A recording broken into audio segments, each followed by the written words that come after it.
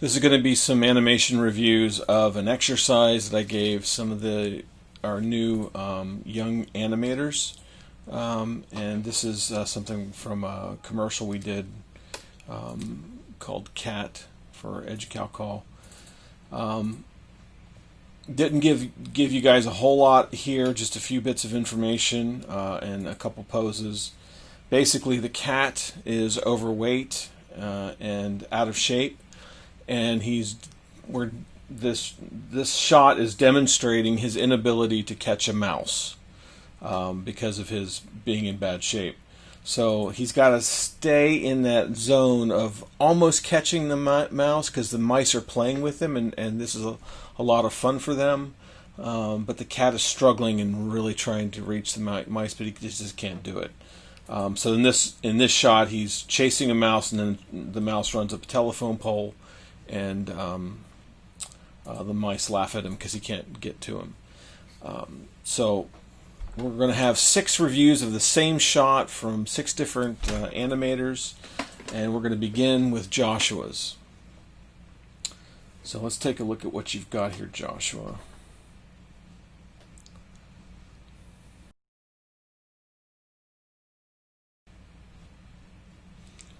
Okay, so a couple things here.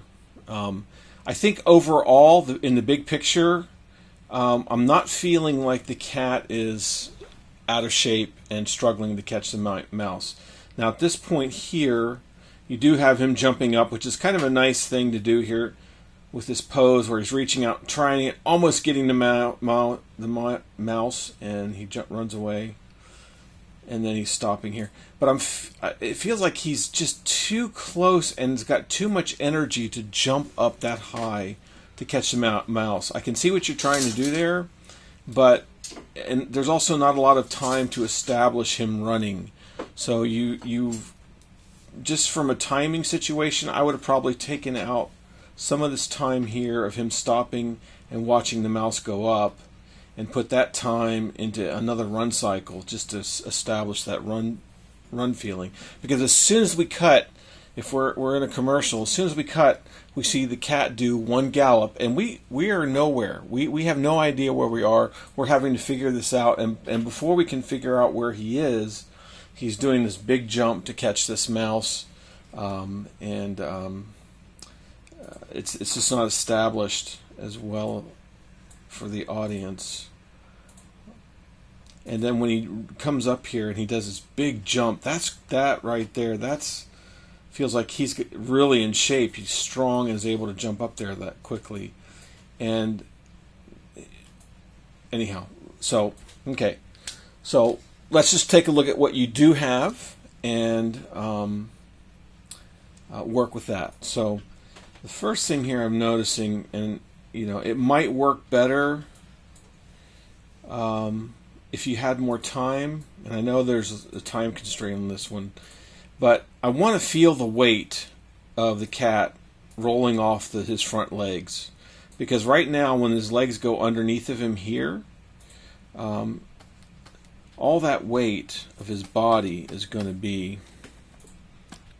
let's get something in better color, all that weight is going to be there, and where's he coming from? And we're not really feeling the plant either, so I would want to get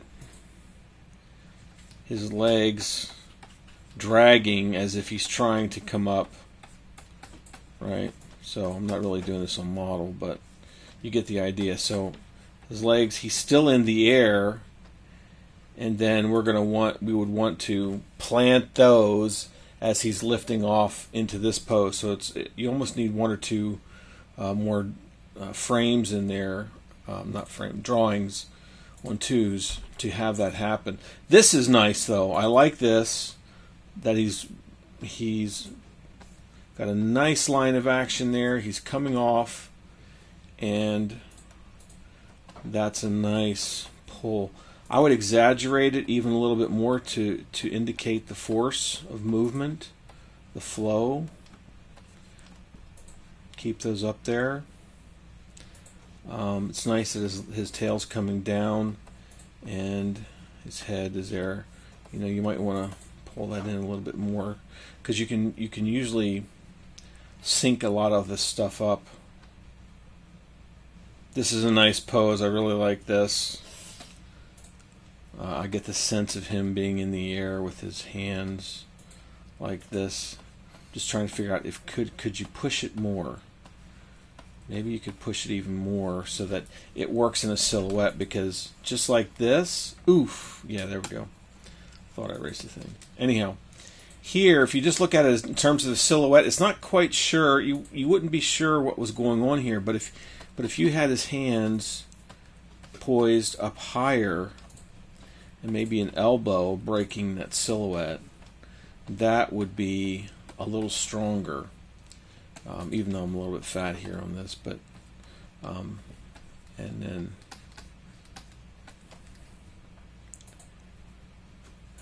just to give that sense of movement going in there. This is nice, but it's such a strong thing. I would want to carry that curvature down that we've had, especially since he's overweight. Carry that down. I would even maybe I would do that since it's sort of delayed. But you're coming from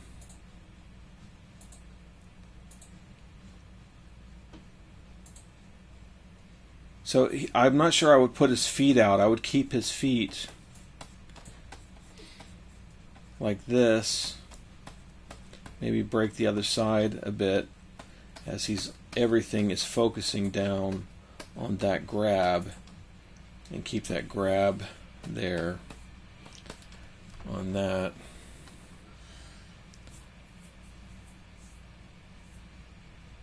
And then here you want to feel the weight, because right now it's losing weight going from this where he's jumping down, where he's up, he's got to come down. All that weight and momentum has to come down to something. So bring him down, get his elbows up, his feet. And if you wanted to do an S-curve on his body to recover, then you could do that and have them reaching. He's reaching to put his feet down. And I think his tail would be more like, anyhow, doesn't matter. But get that weight down there on him and recover that weight.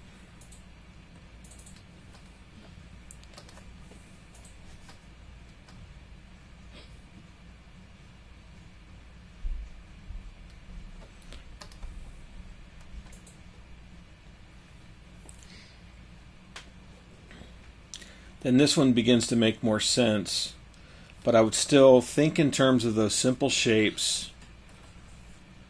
I'm not sure he would be up quite as high, but those simple S-curve shapes, yes, S and C curve, to bring him down, because that's a big reverse there.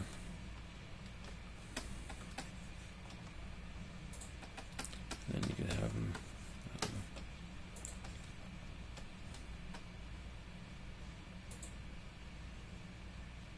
But you want to have that point where his feet are on the ground, his rear feet. So it's kind of tippy-toeing there. This is an interesting pose. I like the pose. I like it. I think you could make it work if you took the time to get into it.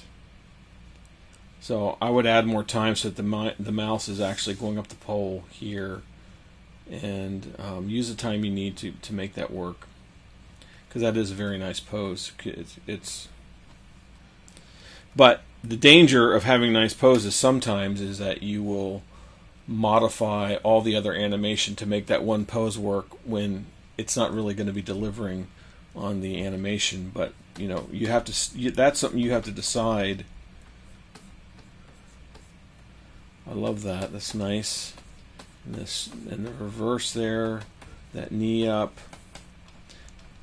I think you could tweak it just a little bit, but that's a good idea. That's a nice drawing there you've got, Joshua.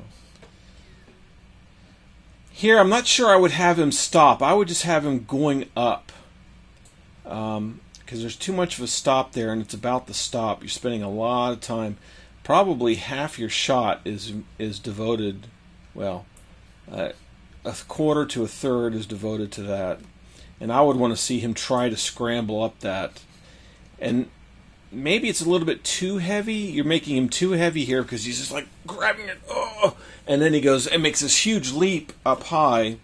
I would want to keep the momentum going somehow so that the momentum is sort of propelling him up. And as he gets up, the weight starting to take over and pulling him down. And you need to have that moment up here where he's trying to reach, and there's a moment. It's not just a drawing of him coming up. As he's coming up, then there's that realization like, oh no, I'm not going to make it, and then he falls. But right now, he goes right into this too quickly. I want to see him looking at him, trying to reach, and then realizing it's going to fall, and then come down. You could have a scramble there. Have a scramble as he's trying to get up. And he just can't make it. And then he starts to fall. So, it's a short scene, but the timing that you can save here would be